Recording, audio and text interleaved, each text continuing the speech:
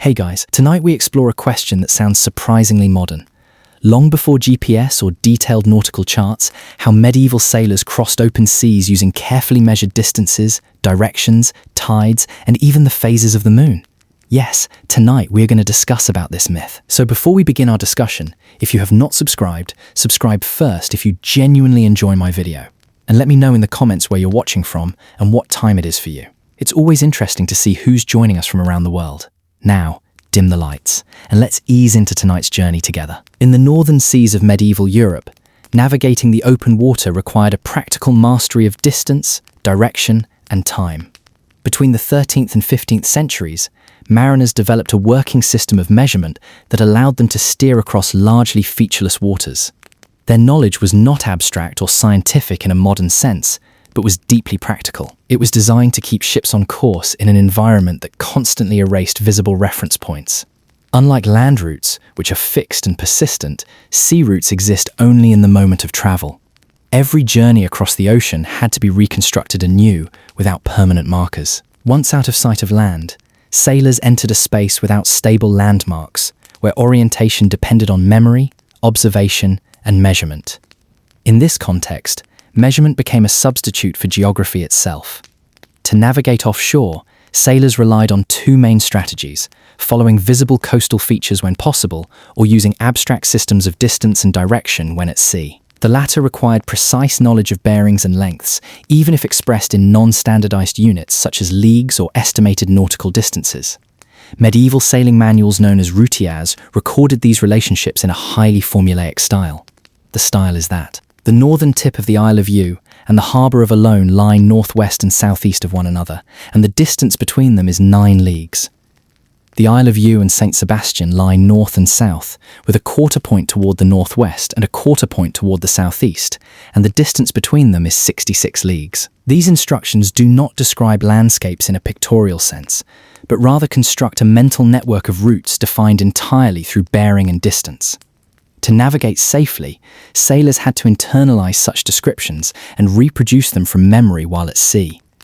When sailing beyond sight of land, measurement of depth also became crucial. The lead line, marked at regular intervals, allowed sailors to sound the seabed and determine their position indirectly. Changes in depth and sediment could signal proximity to coasts or underwater features.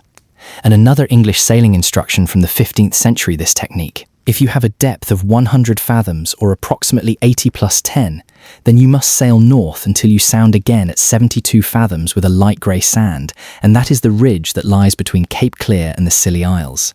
Here, the sailor is guided not by visible land but by a calculated shift in depth and seabed texture. The seafloor itself becomes a form of map. Time was equally essential for navigation.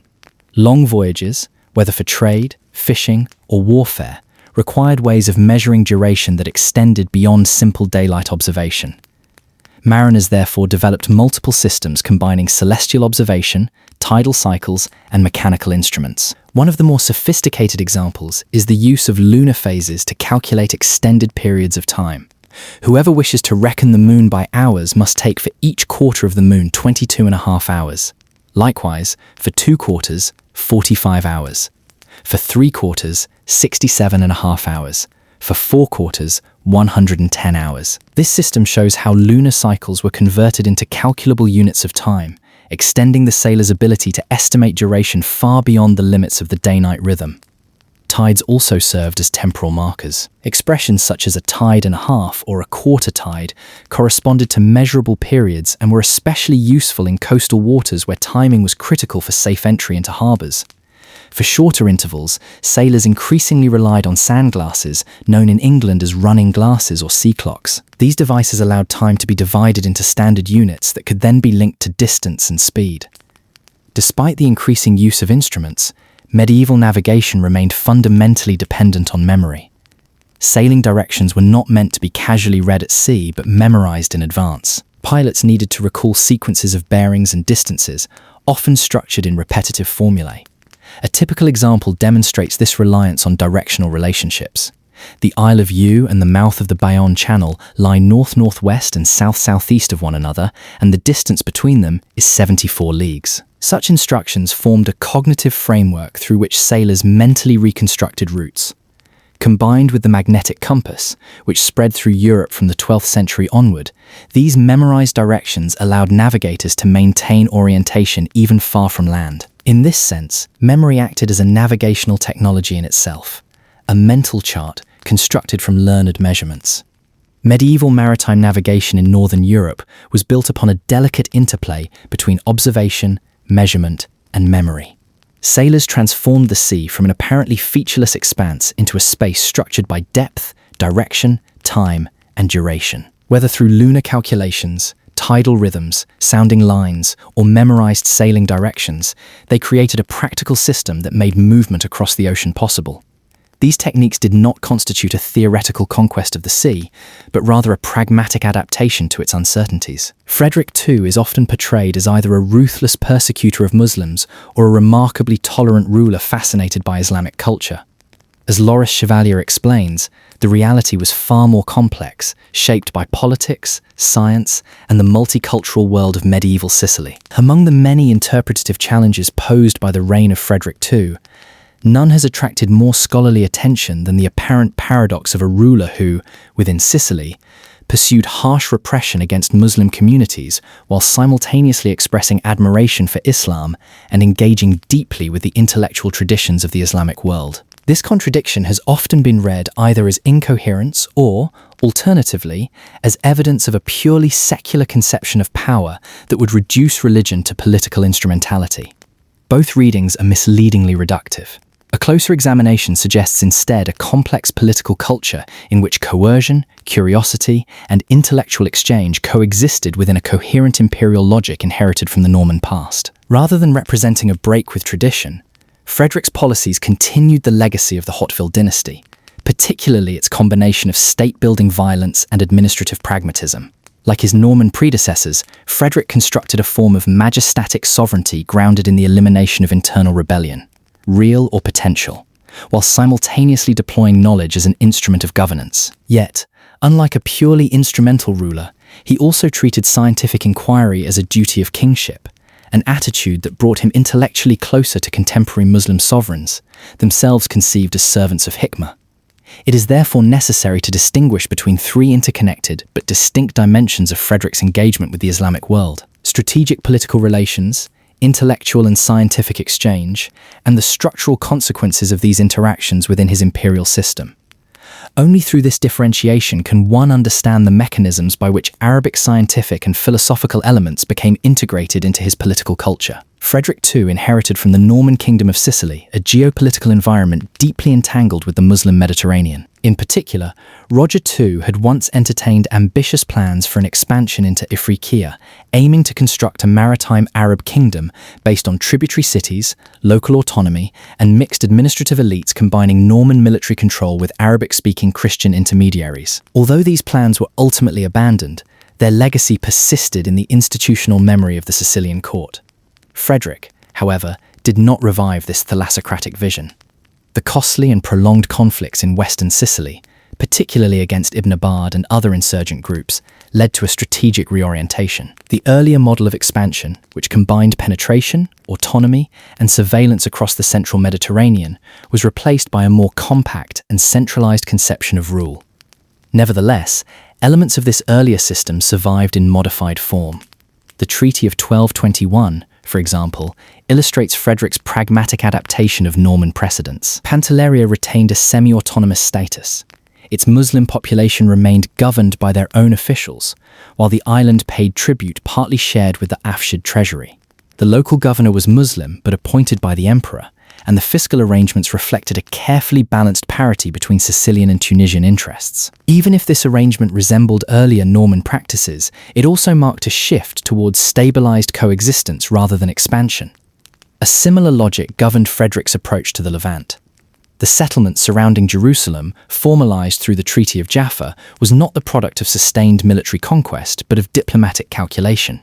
Limited military resources in southern Italy and Sicily, combined with the fragmentation of Crusader forces, made prolonged warfare impractical. Instead, Frederick relied on alliances with maritime communes and local elites, while exploiting divisions within the Ayyubid sphere. The resulting agreement, granting Frederick titular rights over Jerusalem while leaving significant territorial control to the Ayyubids, reflected a shared political pragmatism. Negotiations between figures such as Thomas of Aquino and Fakhr al-Din reveal the extent to which diplomacy depended on personal trust, elite intellectual culture, and a shared aristocratic ethos that transcended confessional boundaries. If Frederick's political actions reveal continuity with Norman pragmatism, his intellectual engagement with the Islamic world represents a more distinctive development. His court became a major center of translation, scientific inquiry, and philosophical exchange, particularly in fields such as astronomy, medicine, logic, geometry, and experimental science. This intellectual orientation continued a tradition already established under the Norman kings, who had promoted translations from Greek into Latin and supported scholars such as Henry Aristippus. However, under Frederick, the balance shifted decisively towards Arabic scientific traditions. Works associated with Al-Khwarizmi and other Arabic mathematicians provided foundational material for the development of European algebra, as later emphasized by Roshdi Rashed. Frederick's court attracted a diverse group of scholars operating across linguistic and cultural boundaries. Figures such as Michael Scott, Theodore of Antioch, Leonardo Fibonacci, and Jacob Anatoli played key roles in transmitting and transforming Arabic knowledge. These individuals did not simply translate texts, they participated in a broader epistemic network linking Sicilian, Islamic, Byzantine, and Jewish intellectual traditions. The emperor himself engaged directly in scientific correspondence.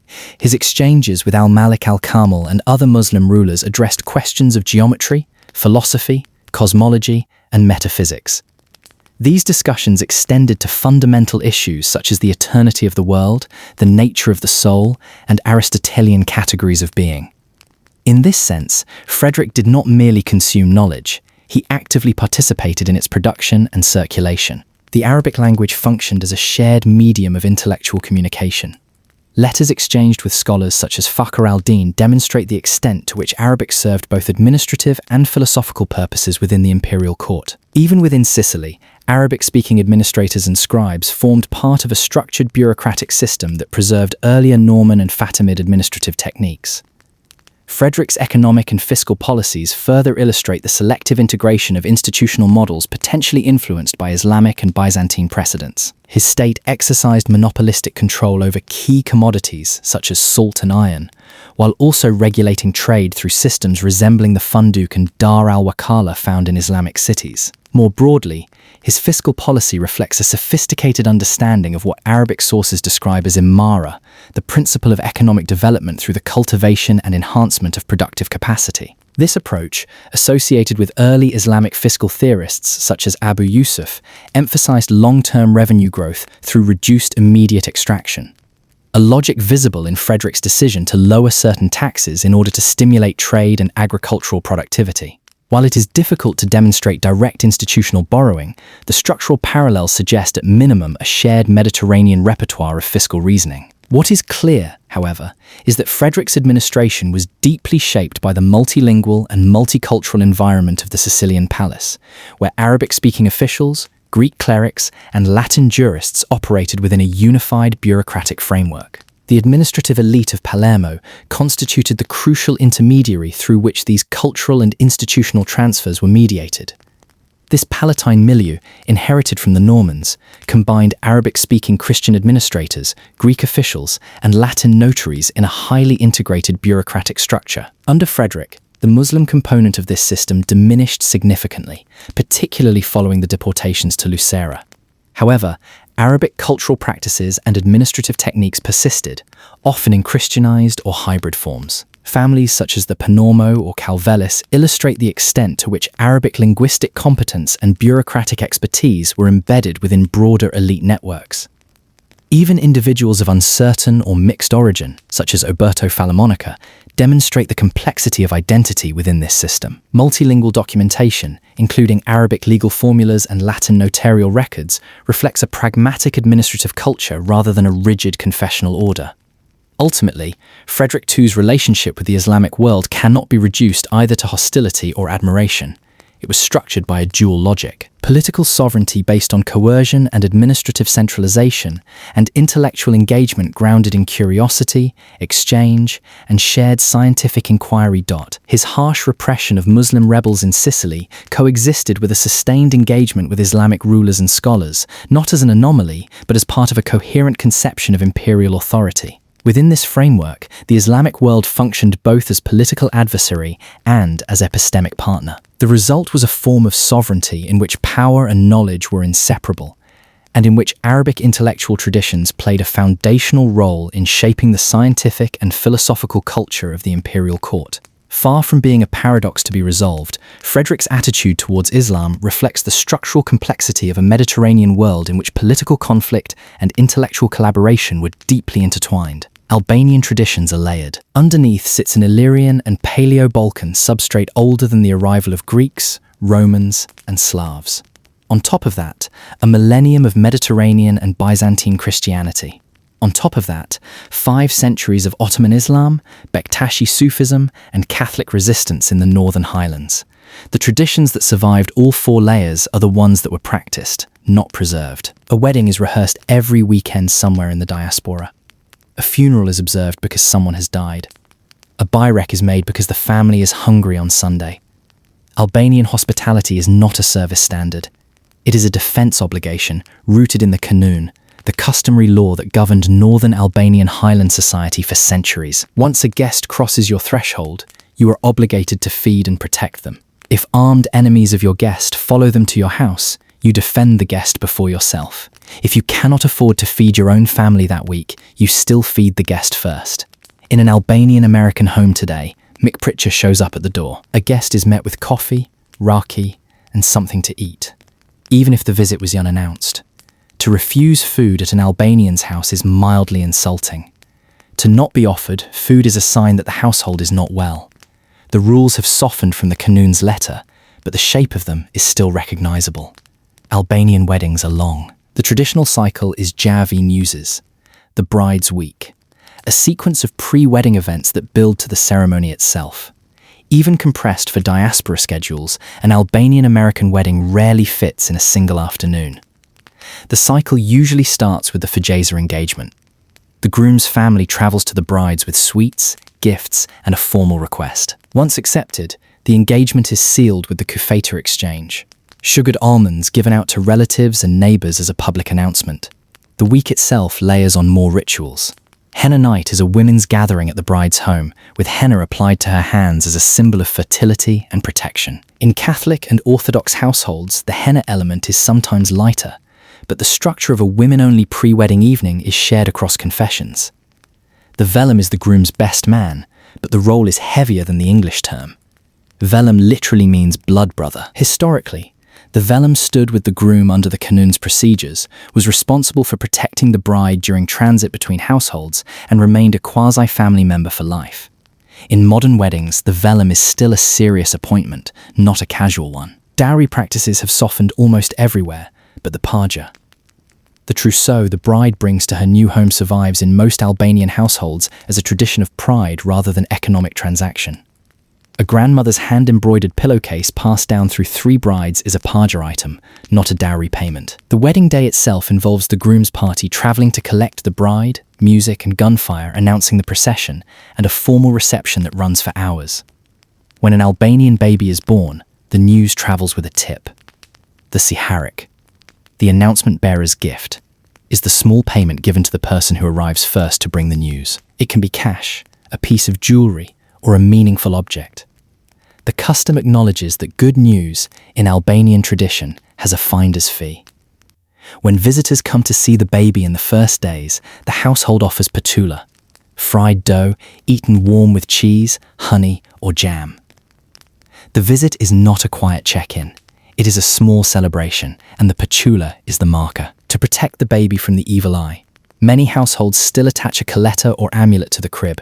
Common forms: a blue glass bead, a small religious medal, a scrap of red ribbon, a tiny bag of garlic or salt. The blue bead amulet is shared with Turkish, Greek, and broader Eastern Mediterranean tradition. Albanian households across all confessions take the eye seriously enough to act on it. Naming customs split by faith. Albanian Orthodox families traditionally celebrate the name day, the feast of the saint after whom the child is named, as a more important annual occasion than the birthday. Catholic Albanian families lean on baptism as the central infant ritual, with godparents taking on a lifelong, near-familial role. In Muslim households, the Akika sacrifice and the formal naming on the 7th day after birth are traditional. Bektashi households integrate elements depending on family practice. Albanian mourning is structured around ditate, the days.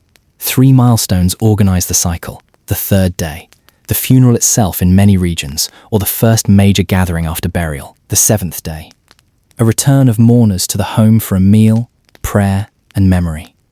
The 40th day, the formal close of the mourning period. Close family wear black throughout. Widows have historically worn black for a year, sometimes for life. A practice that has loosened in the diaspora but is still observed in older generations. Mirrors are sometimes covered, music is paused in the household, and the family does not host celebratory events until the 40 days are complete. The communal meal, Dreka et vida curat, the meal of the dead, is central. Neighbours and relatives bring food to the family rather than the other way around. The household does not cook for itself, the community cooks for the household. This is the same logic that drives mikpricha in reverse. When grief makes hosting impossible, the baser-shaped obligation moves outward. The kaftir I zeza, the black coffee, is served unsweetened to mourners. Black coffee at a mourning visit is the emblematic image of an Albanian funeral household. Small cups, no sugar, no chatter, presence over conversation. Albanian holidays cross every confessional line. That is the point of most of them. November 28th, Independent Day, the most universally observed Albanian holiday, marks the 1912 Declaration of Independence in Vlora by Ismail Kemali. Celebrated across faith and region, in the diaspora, parades in New York, Detroit, and Boston are now multi-thousand-person events. March 14th, Summer Day, a pre-Christian seasonal celebration marking the end of winter. Centered in Elbasan, where it is the city's signature holiday. The traditional food is bolokume, a butter and corn flour cookie. Largely Albania domestic, the diaspora observes it lightly. Easter, observed by Albanian Orthodox families on the Eastern calendar and Catholic families on the Western. The cross-confessional Albanian custom is the dyeing of red eggs, the symbolic blood of Christ, and the egg-cracking game where the unbroken egg wins. Ramadan and Bajrami Imad, observed by Sunni and Bektashi Albanians. Ramadan is the month of fasting. Bajrami Imad, the Big Bajram, is the 3-day feast that ends it. The larger US Albanian mosques host community iftars and morning Bajram prayers. Christmas, December 25th for Albanian Catholics, January 7th for the Orthodox calendar in some parishes. Centered on a family meal and church attendance. Sultan Nevruz, March 22nd. The Bektashi New Year, marking the spring equinox and the birth of Imam Ali in Bektashi tradition. Centered at the Bektashi World Center in Tirana and observed by diaspora Bektashi Tekiz lodges. The pluralism on this list is the point. A single Albanian household will often celebrate Pashka and Bajram in the same calendar year without anyone treating it as unusual. Albanian dance and music are the part of the culture that travels best. Valet is the line dance. Sometimes a circle, sometimes an open chain, always led by the eldest or the most senior dancer holding the lead position. The lead dancer improvises. The rest of the line follows in synchronized steps. Different regions have distinct val. Vali Trapoges, Vali Kosoves, Vali Devolit. At an Albanian wedding, the vala will run for hours, with the lead position passed from elder to elder and the line growing as guests join. Kunge Kreshnakash, Songs of the Frontier Warriors, are the epic oral poems of the Northern Highlands and Kosovo. Sung in long-meter Geg Albanian and accompanied by the lahute, a one-string fiddle, they tell the deeds of the legendary Mujo and Halili. The closest Western parallel is the Homeric oral tradition. The 20th century recordings by Milman Parry and Albert Lord at Harvard are part of how the modern academic study of oral poetry was built. Isopolyphony is the southern Albanian counterpart. Multi-voice unaccompanied singing where 2 or 3 soloists carry distinct melodic lines over a sustained drone held by the rest of the group. Modern Albanians dress like their neighbours. The traditional costumes come out for weddings, flag day events, folk dance performances, and church or mosque processions. Not for daily life. They survive because they are worn often enough to remain real, not because anyone is trying to preserve them. Fustanella. the white pleated skirt historically worn by men in southern Albania and shared with Greek tradition, often with an embroidered vest, sash, and tasseled cap. Heavier and more pleated than the modern Greek version in most Albanian regional variants. Plis, the white felt skullcap worn across northern Albania and Kosovo, made from beaten white wool. The shape and crown style vary by region. The plis is worn at Flag Day events and in folk dance, and elder men in some northern villages still wear it daily. Shableta, the women's bell-shaped, heavily pleated felt skirt coat from the northern Albanian highlands. A shableta can take months to construct.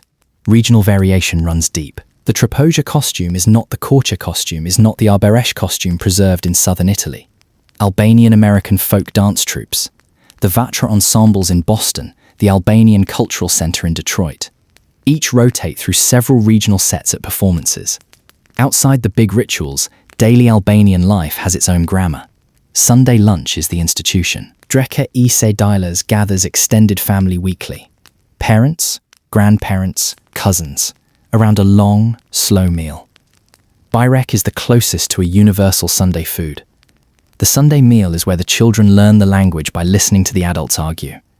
Raki is the homemade fruit brandy, usually grape, sometimes plum or mulberry. A guest is offered raki within minutes of sitting down, served in a small glass, drunk slowly with food rather than as a shot. The toast is gezwa. Let it be joyful. A small sip is sufficient if you don't drink. Kafcha, Albanian coffee, brewed in a long-handled copper jezv, served in small cups. The coffee is finely ground, simmered to a foam, and poured without filtering. The grounds settle in the cup. It is the quiet conversation drink of every Albanian household. Greetings. A close greeting is a kiss on each cheek. The standard is 2, some regions do 3. The cheek kiss is gendered less strictly than in some Mediterranean cultures. Respect for elders is enforced socially. Standing when an elder enters a room, offering the seat, pouring their coffee first, and using respectful language are still the default in most Albanian households. Children who break these rules are corrected, often publicly. The diaspora has softened the formality but kept the structure. Mongol Empire art was quite sophisticated. While the Mongols didn't produce much literature or fine art during the Mongol Empire, they appreciated and cultivated the arts of the sedentary peoples around them. The Mongol Khans became great patrons of the arts, supporting artists and artisans of all kinds. While not artists themselves in the traditional Mongolian culture, once peace was established in the empire, all the Khans and sub-Khans protected and patronized the arts. In fact, the Mongol Empire gave rise to a flourishing of the fine arts, benefiting the literature and decorative and fine arts of all the people they ruled. Under Genghis Khan, textile workers, architects, stone carvers and jewelers were relocated from the Middle East and Central Asia to Mongolia to create the magnificent works of art desired by the Mongols. Under Ogedai, Genghis' son and successor, artisans were put to work building and decorating Karakorum, the Mongols' capital city. Under Kublai, Genghis' grandson and great Khan, the Yuan dynasty of China saw all the arts flourish, from delicate blue porcelain vases to elaborate stage theatrical plays. During the Pax Mongolica, as artists and artisans traveled throughout the empire, cross-cultural influences in the arts took hold. One can see the blue from Afghani lapis lazuli on Chinese porcelains or Persian elements in Golden Horde artifacts. The art motif of the Chinese dragon made its way to European paintings. Thus, while the Mongols didn't create art, the arts blossomed because of Mongolian cultural protection and patronage. Of all the arts, the Mongols themselves loved and cultivated music, developing a unique form of singing known as throat singing or khumi. Khumi is difficult to explain. It involves using the diaphragm and throat to sing one tone or note and the mouth to sing another one or two. It sounds like one voice singing 2 or more notes at the same time, both the fundamental bass note and a harmonic tone or note on top of that. It is both beautiful and strange, with a few notes coming from one voice and a single singer. The bass note emanates from the singer's throat and the higher, harmonic notes vibrate from the mouth, sometimes sounding like a waterfalls or monks chanting. A key element of traditional Mongolian music is the long song form. Each syllable of each word is drawn out or extended for a long duration. One 4-minute song, for example, might only have 10 words, but each syllable of each word is prolonged, with vibrato on the vowels. The long vibrating notes gives these songs a deeply meditative quality that carries over the grand distances of the steppes. Mongolian songs express the singers' deep feelings for their horses, natural beauty, love of family, or the nomadic life. Mongolian herders sing to their herds just as American cowboys sang to theirs. Long songs may be accompanied by the other key element of Mongolian traditional music, the morin khur or horsehead fiddle. These Chinese-derived two-string fiddles have elaborately carved horses' heads crowning the fiddle. The morin khur can sound the deep tones of the cello, or it can emulate the neighing of a Mongolian horse. Occasionally, a Mongolian flute and other Mongolian string instruments may accompany the long song, or it can be sung a cappella. The Mongol army's battle tactics depended on their sturdy, agile, and durable horses. With their Mongol horses and compound bows, the Mongol armies conquered lands from China to Hungary, from northern India to Russia.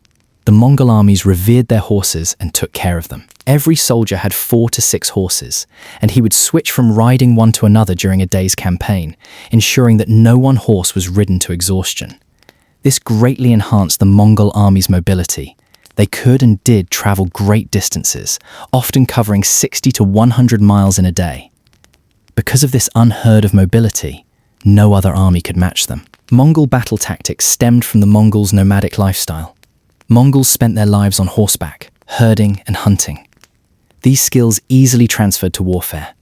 The Mongol army trained every day in horsemanship, archery, hand-to-hand combat, and in battle formations and drills. Their generals tried to anticipate every possible enemy move, and then trained their soldiers to counteract those moves.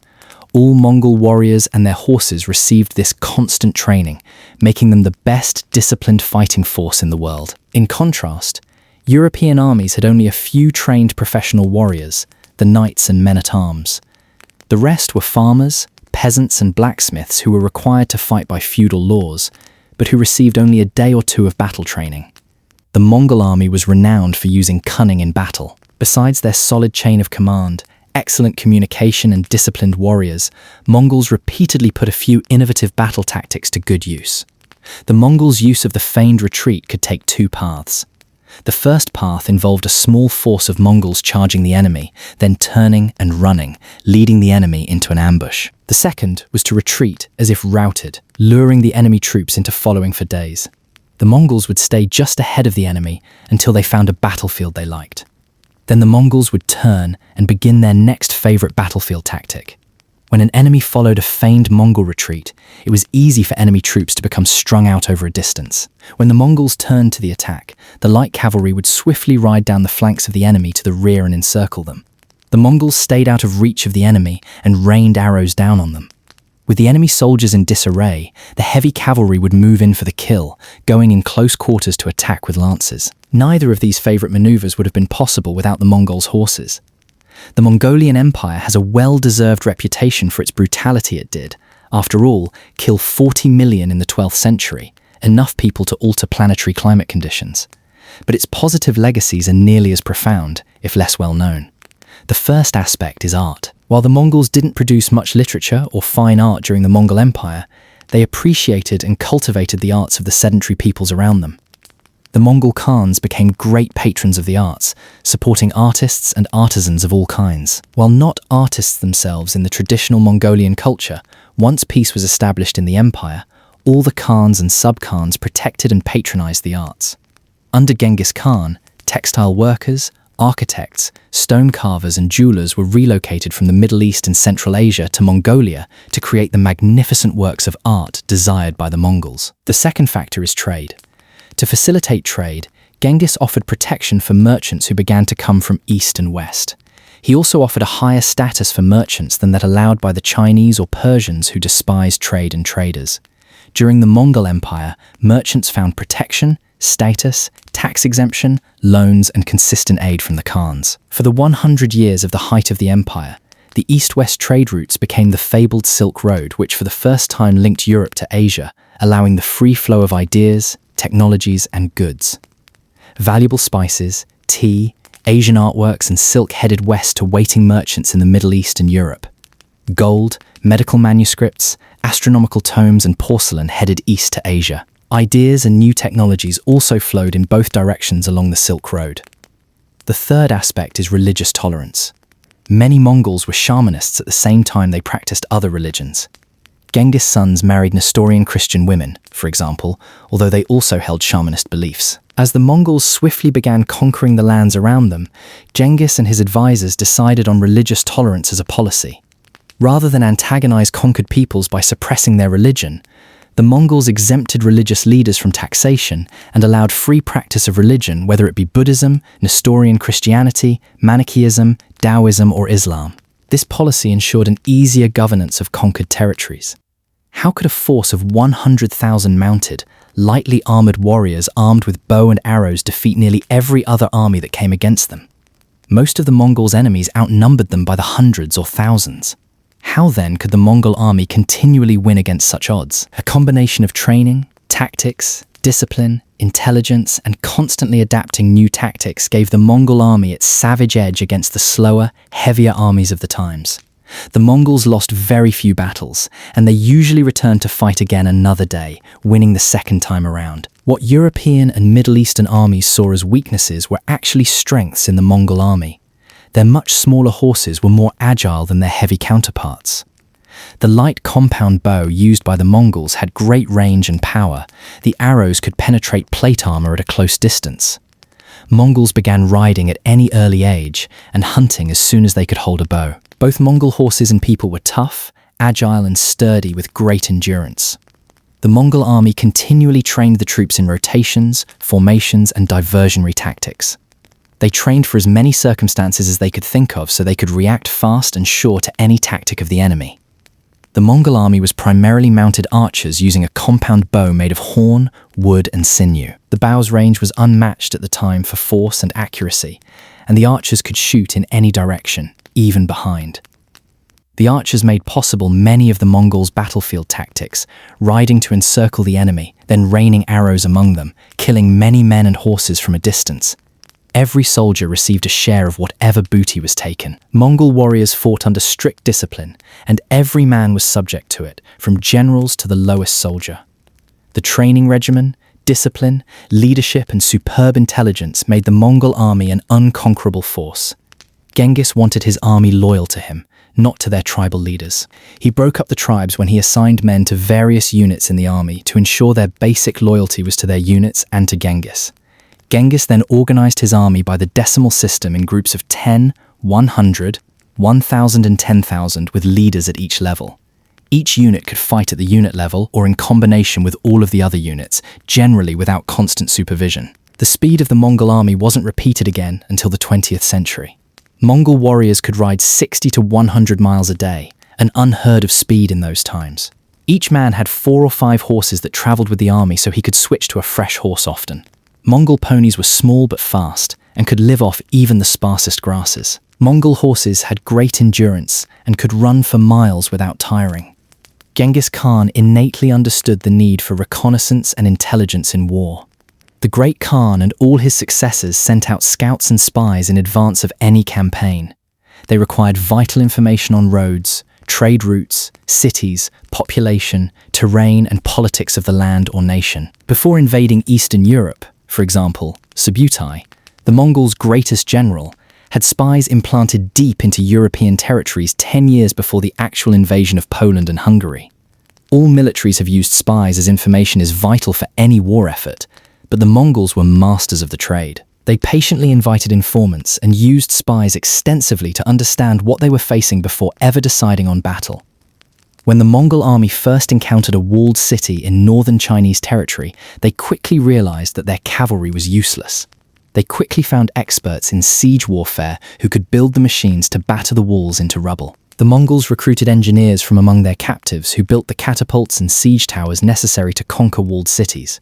From then on, these specialist engineers traveled with the Mongol armies to rebuild siege engines wherever needed. Before sacking a conquered city, the Mongol army would search out any engineers and separate them from the doomed general population. The Mongol army became expert in siege warfare to the point that walled cities became obsolete. None could successfully resist the Mongols, who used their expert techniques repeatedly. The Mongols would do anything to conquer a city, including diverting rivers and using captives in the front line of battle. The Mongols were experts at the tactics of terror. Whenever they routed an enemy, they left a few alive to carry tales of the terrible bloodshed inflicted on the population. When a city resisted the Mongols, all of the inhabitants would be killed except a few, who were allowed to run to the next towns. These survivors told of piles of decapitated heads by the gates of destroyed cities and other atrocities. While many thousands died at the hands of the Mongol armies, these terror tactics saved lives as the next city encountered submitted immediately to Mongol demands. Conquered cities had to pay tribute and support the Mongol army, but they remained intact and unmolested. Gradually, the Mongol Empire broke up into 4 remaining empires. The Yuan of China, established by Kublai Khan, the Chaganate of Central Asia, the Ilkhanate of the Middle East, and the Golden Horde of Russia. All of these fell in their own time. The Mongol Empire grew to its great extent and dissolved all within 168 years, but its impact on the world was huge. The center could not hold, but the world never forgot Genghis Khan, a minor Mongolian herdsman turned exemplary military commander. Canute the Great was a significant historical figure born around 995 in the Danish royal residence of Jelling, Jutland. He was the son of Sweyn Forkbeard, the King of Denmark, and Gunhild, a Polish princess. Canute's early life was shaped by the political turbulence of the Viking Age, where he was raised in a culture that oscillated between paganism and Christianity.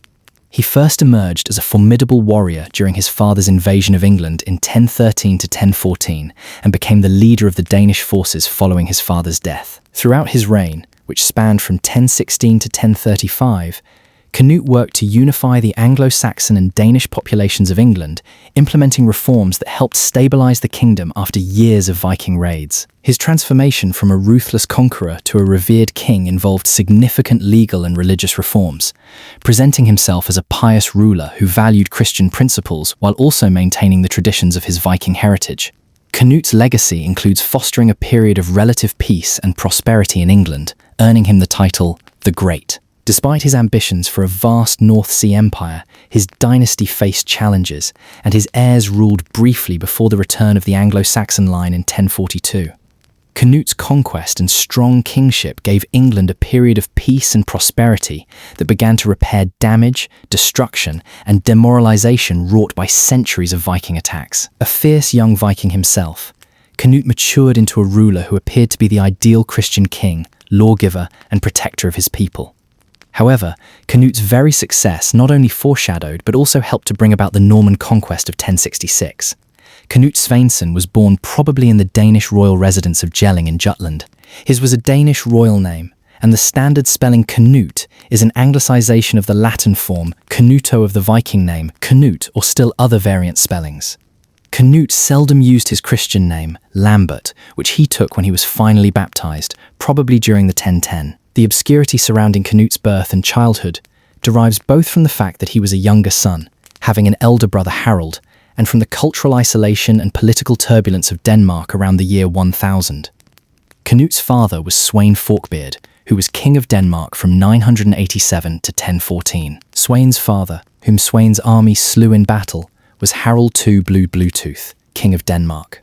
Sweyn had been baptized as a child but apostatized, rose to power on a tide of Viking heathenism, and persecuted Christianity. Sweyn was a wild Viking sea rover who had dreams of becoming king of a dual monarchy of Denmark and England. Canute's mother was a Polish princess who took the Danish name Gunhild. She was the daughter of Mieszko I, Duke and first ruler of Poland. Gunhild's brother Boleslaw I, the Brave, Duke of Poland from 992 to 1025, would become in 1025 the first king of Poland. Canute's mother belonged to the Polish ducal and royal house of Piast, which embraced Christianity in self-defense because the Germans employed conversion of the Slavs as the pretext for conquest. Neither Sweyn nor Gunhild were devout Christians, and their son Canute was reared a heathen Viking. Canute's father was Sweyn Forkbeard, who was king of Denmark from 987 to 1014. Sweyn's father, whom Sweyn's army slew in battle, was Harald II Bluetooth, king of Denmark. Sweyn had been baptized as a child but apostatized, rose to power on a tide of Viking heathenism, and persecuted Christianity. Sweyn was a wild Viking sea rover who had dreams of becoming king of a dual monarchy of Denmark and England. Canute's mother was a Polish princess who took the Danish name Gunhild. She was the daughter of Mieszko I, Duke and first ruler of Poland. Gunhild's brother Boleslaw I, the Brave, Duke of Poland from 992 to 1025, would become in 1025 the first king of Poland. Canut's mother belonged to the Polish ducal and royal house of Piast, which embraced Christianity in self-defense because the Germans employed conversion of the Slavs as the pretext for conquest. Neither Sweyn nor Gunhild were devout Christians, and their son Canute was reared a heathen Viking. Many Northmen during the Viking Age took Christianity very lightly. King Olaf II, who is revered in Scandinavia as Saint Olaf of Norway, was Canute's contemporary and rival, and another fierce Viking mercenary warrior. Saint Olaf fought for the English and Norwegians against both Sweyn and Canute until Canute's soldiers finally slew him in Norway in 1030. Saint Olaf left his mark on England when in 1013, fighting for Ethelred II, the Unready, against Sweyn, he had his Viking war party pull down London Bridge, perhaps originating the old nursery rhyme. Christianity and heathenism were practiced together by many Vikings, who might wear amulets combining the cross of Christ and the hammer of Thor, or sculpt Viking stones such as those at Gosforth Church in Cumberland combining the crucifixion, Thor's heroic feats, and the heathen apocalypse Ragnarok. Sagas tell of baptized Vikings who prayed to Christ when seas were calm, but in rough seas and storms prayed to Thor. Young Canute was sent to be fostered with Thorkel the Tall, a redoubtable Viking mercenary, at Jomsborg on the Baltic Sea at the mouth of the Oder River. Jomsborg was fabled in saga as a Viking military community that was organized like a heathen monastery for mercenary soldiers and pirates. What religious instruction Thorkel gave his foster son was probably heathen, because as late as 1020 in England, Thorkel was implicated in cases of witchcraft and murder in his own family that had heathen overtones. There were powerful tensions in Viking society and within individual Vikings between Christianity and heathenism. The names of the Viking Age are emblematic of its rough and violent culture and politics. Ivar the Boneless, Eric the Priest Hater, Eric Bloodaxe, Thorkel the Skull Splitter, John the Woad or Berserk, Ragnar Hairy Breeches, the poet Ivan the Plagiarist, and the musician Einar Jinglescale. One favourite Viking art form was called cutting the blood eagle, in which the Viking would mutilate the corpse of an enemy by splitting the chest and artistically pulling back the ribs. One Viking earned the contemptuous surname the Children's Man because he refused to play one of the merriest Viking games, impaling the baby on a spear. There is little wonder that Christian priests in Western Europe added to the Mass the new petition, "From the fury of the Northmen, O Lord, deliver us." The degeneracy of the English during the reign of Ethelred II, the Unready, had become so flagrant that Wulfstan, Archbishop of York, in his great Sermo Lupi ad Anglos in 1014, could thunder that the English had become indistinguishable from Vikings. There were a few exceptional Englishmen such as the holy and learned Elfric, but more typical was the sinister, treacherous, and violent Adric Stiona, Earl of Mercia. The first Viking raid had occurred at Lindisfarne in 793, the latest in 1016, and there had been vast spiritual as well as material destruction. Two episodes in the early 11th century illustrate this degeneracy. The St. Brice's Day massacre of 1002, when Ethelred ordered the English to slaughter all Danish residents in England, and the martyrdom of Elfhear, Archbishop of Canterbury, in 1013, when at a Viking feast drunken warriors pelted the saintly Elfhear to death with table refuse. Ethelred ordered another massacre of Danes in 1014, but it was evidently less notorious and more localized than the massacre of 1002. Cruel treachery had become the norm. Canute first made his mark as a warrior when he accompanied his father in the Danish invasion of England in 1013 to 1014. Even among these fierce Danes and Jomsvikings, young Canute stood out for his cruelty and ruthlessness. On the sudden death of Sweyn early in 1014, the Vikings elected Canute their leader in England. Canute thereupon committed the atrocity of mutilating Anglo-Saxons whom Sweyn had held hostage and landing them ashore at Sandwich to terrify the English. Canute also deserted his allies, the Danes of Lindsey, against whom the English retaliated brutally. In 1014, Canute sailed back to Denmark, where his elder brother Harold had succeeded their father Sweyn as king. Civil war raged on in England for the next few years, the English led by Ethelred II, the Unready, and briefly after his death in 1016 by his son Edmund Ironside. Canute decisively defeated Edmund Ironside at Ashington in 1016. Between his victory at Ashington and his journey to Denmark in 1019 to 1020, Canute behaved like a Viking conqueror and ruled England oppressively. He murdered real and alleged opponents and rival claimants, divided England into 4 great earldoms or military districts on the Danish model, and levied an enormous Danegeld. He paid off most of his Viking mercenaries, but kept enough to guard himself and garrison England. Both the Danelaw and the Anglo-Saxon parts of the realm were exhausted, bereft of English leadership, and sullen in their acquiescence to Canute's rule. During those same years, however, Canute married the widow of Ethelred, Emma of Normandy, in 1017, took part in 2 English coronation ceremonies at Bath and Westminster, also in 1017, and summoned in 1018 a national assembly of both Danes and Anglo-Saxons who swore to uphold the good laws of King Edgar the Peaceable. In 1018, Canute's brother Harold, King of Denmark, died, leaving Canute as his only heir, but the Danish Vikings were restless and menacing because Canute's kingship now placed England out of bounds for Viking pillaging and piracy. In 1019 to 1020, Canute went to Denmark to secure his inheritance, control the Viking sea rovers, and establish his father's plan of dual monarchy of Denmark and England. Canute's own vision went beyond Sweyn, as Canute appears to have had the dream of a northern sea empire or thalassocracy over the British Isles, Scandinavia, and the coasts and islands of the Baltic and North Seas, and possibly of the North Atlantic Ocean. Danegeld was the term used for money paid to troublesome Viking raiders in order to make them go away. The late King Æthelred was infamous for his frequent Danegeld payments, though it was not Æthelred who made the largest Danegeld payment, but Canute. The idea of paying off raiders was not new. It had been used in Carolingian Francia 2 centuries earlier, and even the heroic Alfred the Great had used it as a tactic. However, there were problems with the approach. Even if one party of raiders went away, another would soon take their place, and the payments would need to be repeated, which was clearly an expensive scenario. Meanwhile, some raiders, such as Sweyn Forkbeard, might go away for a short time before simply coming back again. When Canute first became king, he was faced with the problem of what to do with thousands of unemployed Viking raiders. His solution was to pay them to go away. The cost was enormous. Canute raised 10,000 Troy LBS of silver from London and 72,500 Troy LBS from the rest of England to finance his policy. This was a mammoth sum at the time. While it is difficult to meaningfully convert into modern currency, it amounted to more than 30,000 kilograms of silver. Canute's payment was greater than any previous Danegeld sum. But although it must have caused great pain to the taxpayers of England, the policy largely seems to have worked, as Viking raids diminished substantially. At the time of Canute's rule, the laws of Viking succession were fairly flexible. When a great leader such as Sweyn Forkbeard died, it was not unusual for his patrimony to be divided between his sons, rather than the eldest taking everything.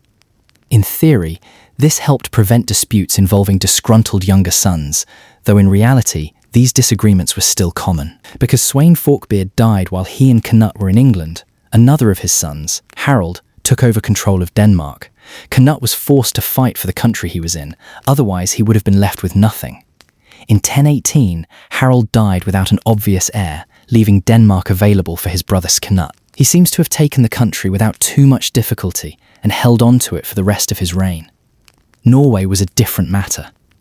Although Sweyn Forkbeard had conquered the country at the end of the 11th century, it was never fully assimilated into his territories, and he lost control of it after an uprising there. In 1030, Canute won a decisive victory against his opponent, King Olaf II of Norway, at the Battle of Stiklestad, but his subsequent reign in the country was short-lived. Those he appointed to be his representatives there were not popular, partly due to a period of extended famine, and they were ejected from the country. Norway was never securely integrated into Canute's kingdom. Emma's first husband was the luckless Æthelred the Unready. The royal couple had several children, one of whom would later become King Edward the Confessor. When Æthelred died in 1016, Emma seems to have left the country and returned to Normandy. When she returned to England in 1017, it was as Canute's wife. Emma was a loyal lieutenant for Canute, and their marriage was a great political success. Emma seems to have had a strong instinct for political survival. Canute and Emma had several children together, including Harthacnut, who later became king of both England and Denmark for a short time. However, marital alliances at the time could be complicated. When Canute married Emma, he already had a partner, Elfgifu of Northampton. Whether they were ever married or not is unclear. It was quite normal at that period for kings and noblemen to have a concubine rather than an official wife, and it would appear that Elfgifu fell into that category. Their relationship did produce several children. One of them, Harold Harefoot, was King of England for a short time. However, marital alliances at the time could be complicated. When Canute married Emma, he already had a partner, Elfgifu of Northampton. Whether they were ever married or not is unclear. It was quite normal at that period for kings and noblemen to have a concubine rather than an official wife, and it would appear that Elfgifu fell into that category. Their relationship did produce several children. One of them, Harold Harefoot, was King of England for a short time. Cnut was an astute statesman. Rather than rejecting the former Anglo-Saxon kings of England, he went out of his way to show support for them. He did this by visiting or making gifts to shrines associated with Anglo-Saxon kings, such as Shaftesbury Abbey, where King Edward the Martyr lay buried, or Wilton Abbey, linked with St. Edith, sister of Ethelred. He even paid his respects to his old adversary, Edmund Ironside, at Glastonbury Abbey. This Anglophile policy was a smart political move on Cnut's part, as it was well regarded by his English subjects. He also adopted a new law code, which was regarded as introducing a strong but fair regime to England.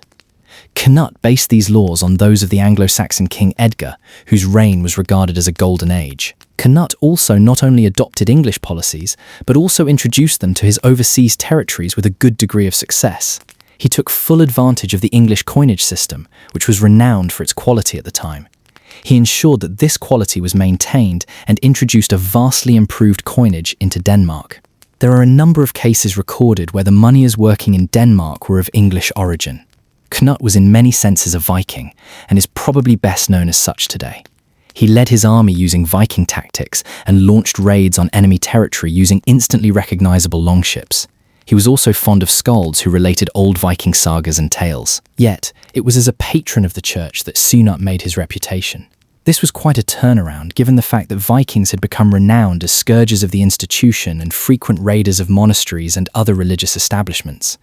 This reflected the fact that these were changing times for the Viking world. Christianity had gained a foothold in much of Europe centuries previously, but was a more recent introduction to the Viking world. Cnut's family, especially his grandfather Harold Bluetooth, had been patrons of the church. However, Cnut's reign in England, then one of Europe's richest countries, allowed him to take this policy to new heights. He was able to make a number of generous gifts to the church and strengthen the fledgling religion in Denmark. Cnut's recognition of the church reached its height in 1027 when he journeyed to Rome to attend the coronation of the Holy Roman Emperor Conrad II. While there, he met Pope John XIX. The fact that a Viking ruler could meet the head of the church and be treated as an equal of other mainstream European leaders shows just how much the world had changed.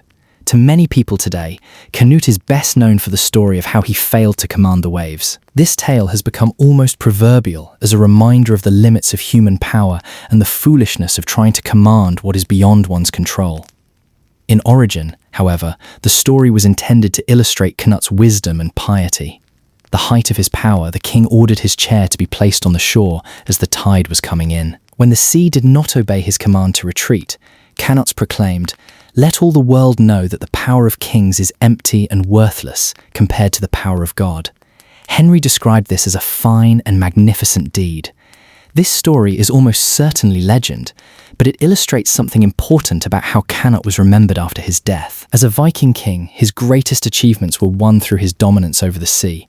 His ships had conquered a great North Sea empire, and no other medieval king had such a good claim to be able to command the waves. At the same time, he gained the support of the church by presenting himself as a Christian monarch who acknowledged that his power ultimately came from God. The story of the waves astutely combines these two aspects of Canute's success. In contrast to the constant activity of his early and middle reign, Canute's travel became more restricted in his final years. Canute's modern biographers have all speculated that perhaps the king was in worse health during these years, given that this seafaring monarch did not leave southern England after 1033. He died on November 11th or 12 in 1035. If the late Nightlinger saga is correct, Canute was just 37, although most historians have reasoned that Canute was in his 40s when he died. Canute's remaining territory passed to the next generation. His son, with Emma, Harthacnut, directly succeeded him in Denmark. Meanwhile, Canute's son, with Aelfgifu, Harold Harefoot, became England's king following a bitter succession dispute. When Harold died in 1040, Harthacnut succeeded him in England, briefly reuniting England and Denmark under one king. To express his dissatisfaction with those who had supported his half-brother Harold, Harthacnut had Harold's body exhumed, beheaded, and tossed into the Thames. Even though the two branches of Canute's royal family were fierce rivals, Canute had accomplished something remarkable by ensuring that the succession dispute was solely between his children.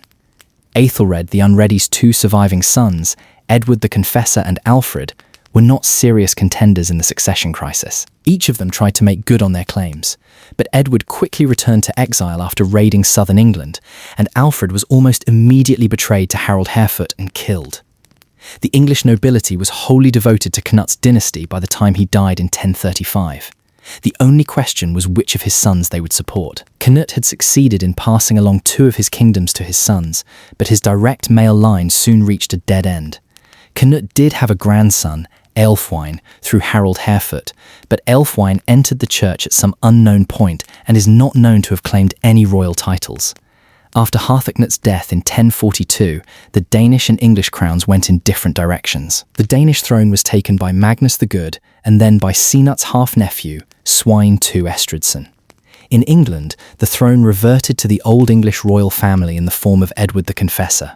Following the Norman conquest of England in 1066, William the Conqueror and his descendants became England's monarchs.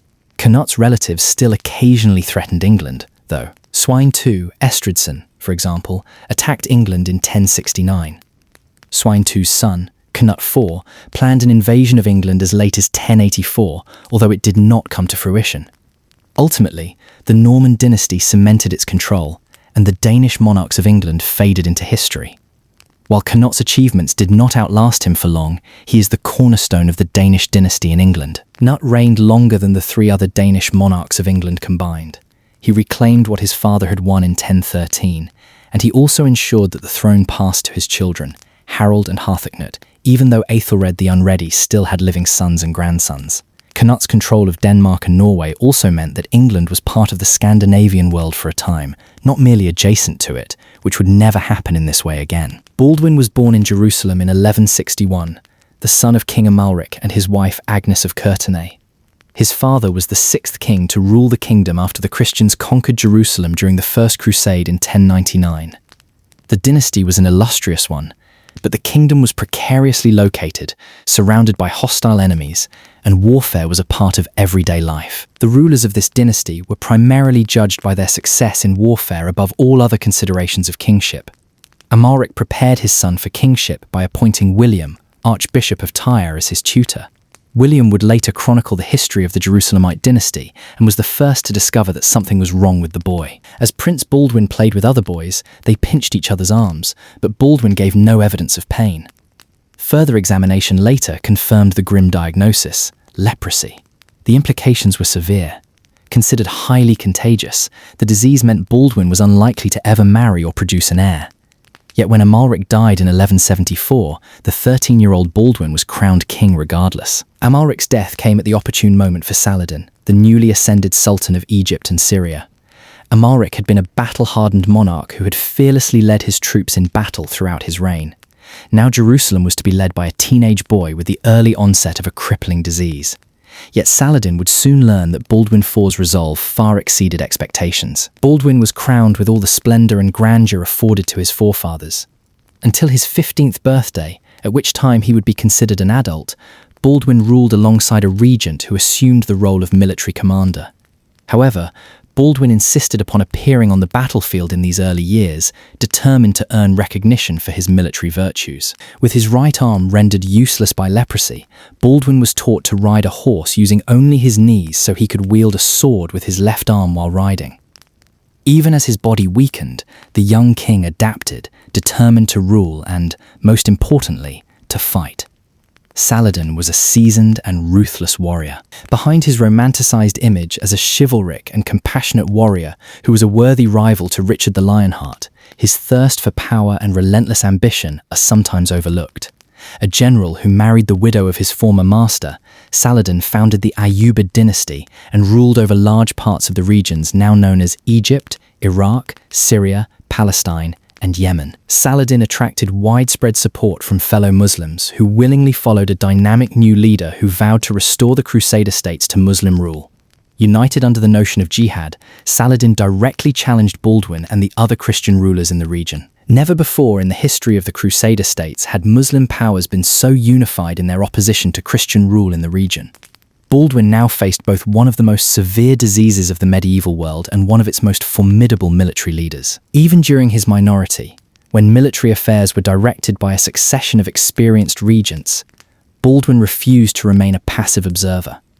He is first recorded participating in a raid into Muslim-held territory in 1175 at the age of 14. Saladin was besieging Aleppo in an attempt to expand his influence. The citizens of Aleppo appealed to Baldwin to create a diversion. Baldwin responded enthusiastically and set out for Damascus, the capital of Saladin's Syria. Baldwin successfully led a series of raids against the Damascene forces commanded by Saladin's brother in 1175 and 1176. Though his body was already weakened by leprosy, these early victories justified his kingship, proving that despite his physical limitations, Baldwin was a warrior king. In July 1176, Baldwin reached the age of 15, the age of majority in the Kingdom of Jerusalem, allowing him to rule without a regent. Freed from oversight, he continued to cultivate his reputation as a military leader. Taking advantage of Saladin's preoccupation with Aleppo, Baldwin again raided Damascus. This aggressive policy towards Saladin continued with Baldwin's intervention in Saladin's war with the Assassins. In August 1176, the king led a force into the Bekaa Valley and forced Saladin to retreat. His victory on this occasion prevented Saladin from acquiring territory held by the Assassins, which would have increased the vulnerability of the Crusader states. Although Baldwin was no ally of the Assassins, he recognized them as a lesser threat under the circumstances. His strategic political judgment ultimately proved beneficial. One of Baldwin's first initiatives as an independent ruler was to plan an expedition into Egypt. His father, Amalric, had tried and failed to conquer the region and died before achieving his goal. Egypt was the core of Saladin's power, and prevailing opinion held that its capture would cause his empire to collapse. An early and decisive military victory would surely position Baldwin as the greatest of the rulers of Jerusalem. Baldwin acquired the financial and military support of one of his most important allies, Byzantium. However, other rulers in the region, including Raymond III of Tripoli and Bohemond of Antioch, along with powerful visitors to the Holy Land, such as Philip of Flanders, refused to cooperate, and the proposed expedition failed to materialize. This was not through a lack of effort on Baldwin's part, who understood that Saladin's power would collapse if the rulers of the Crusader states and their allies could successfully work together. In September 1177, Philip of Flanders left Jerusalem with a substantial part of Baldwin's army to lead an attack on the Muslim-held territory of Hama. Saladin capitalized on this situation, as the Kingdom of Jerusalem was significantly weakened. Compounding this vulnerability, Baldwin lay seriously ill as leprosy tightened its grip on his frail body. Saladin gathered his troops and marched on the Kingdom of Jerusalem with a substantial force. The purpose of the intended attack was not to conquer Jerusalem, but rather to obtain booty, to drain enemy morale, and provide a distraction from Philip of Flanders' campaign against Hama.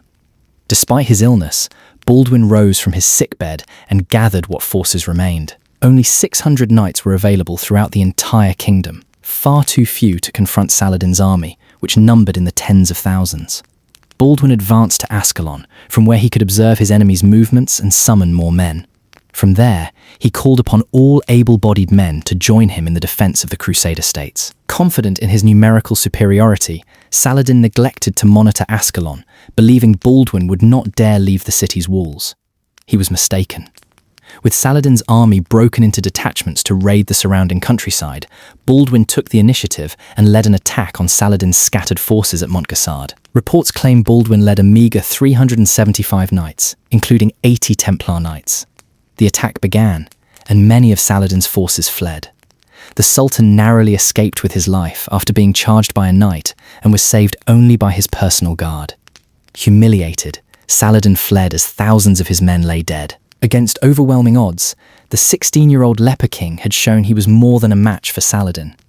Baldwin's health began to seriously deteriorate in the early 1180s, making the issue of succession urgent. His sister, Sibylla, had been married to William of Montferrat, nicknamed Longsword, in 1176. It was hoped that he would assume leadership once Baldwin became too ill to rule. But Montferrat died in 1177, leaving his widow pregnant with a son, Baldwin, born later that year. Sibylla's second husband was Guy of Lusignan, whom she married in 1180. In 1183, Baldwin handed over military command to Guy, who proved to be less than capable military tactician and politician, and was ultimately removed from his post. To settle the matter of succession, Baldwin had Sibylla's son from her first marriage crowned Baldwin V during the leper king's own lifetime in 1183. By 1182, Baldwin's health had deteriorated significantly. He had lost his sight, he was unable to use his hands and his feet, and they would eventually rot away. Now unable to sit upon a horse, he was carried in a litter from Jerusalem to Tyre to challenge Saladin's proposed invasion in 1182. He would frequently greet visitors to the kingdom, not from a stationary sickbed, but carried in a litter, demonstrating an unparalleled strength and endurance. Baldwin personally crossed the Jordan to relieve Christians who were besieged by Saladin at Kerak in 1183. With the succession seemingly secured by the coronation of his nephew, Baldwin eventually succumbed to his illness in March 1185.